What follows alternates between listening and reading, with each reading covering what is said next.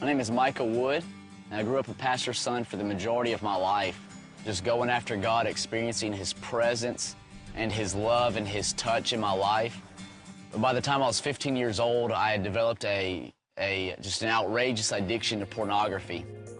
And it so affected every area of my life that I got to the point where I would cut pictures out of magazines and put them in my pocket and carry them to school when I was hanging out with friends. And I thought about it at school, I thought about it at church, I thought about it at home, and my addiction just went to another level when we got internet in my home. On the weekends when my parents would go and visit my grandparents, I would lie so I could stay home. I'd say I was sick, but then spend hours upon hours looking at pornography on the computer, and then go in my room and lay on my bed and just cry and ask God for forgiveness. But it was so bad, and I knew I could not stop doing it, that I got to the point where I stopped asking for forgiveness altogether. And I was very suicidal.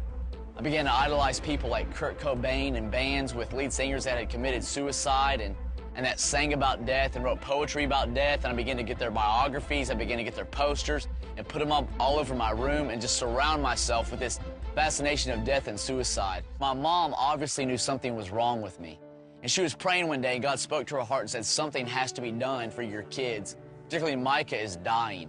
So she heard about what God was doing here in Hamilton, Alabama at the ramp, and so she loaded us up in the church van with the youth group, and she took me against my will. When we went, it was packed, it was hot, it was crowded, and worship went on forever, and all I could think about was how much I hated it and how much I wanted to leave.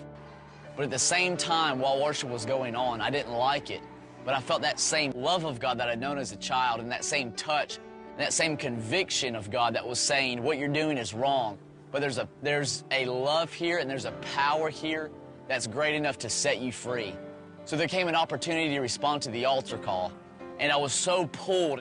I knew what God was saying to my heart was to come and to be set free. But I was so afraid of what my mom was going to think of me. I didn't want her to know what I was dealing with.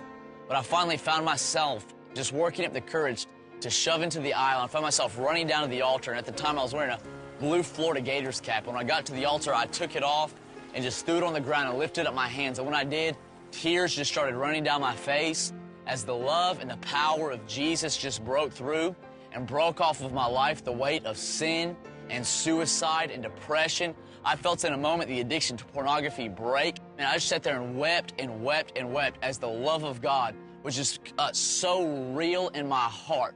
And I don't remember, honestly, anything else about the service that night. That night began something in me. It initiated a journey in me to where now it's been over 7.5 years since I've looked at one pornographic image. It's been just as long since there's been anything connected with death or suicide or depression, all the junk connected with pornography, and that whole life driven by lust and perversion has been absolutely broken off of my life because that night I experienced the love and the power of Jesus.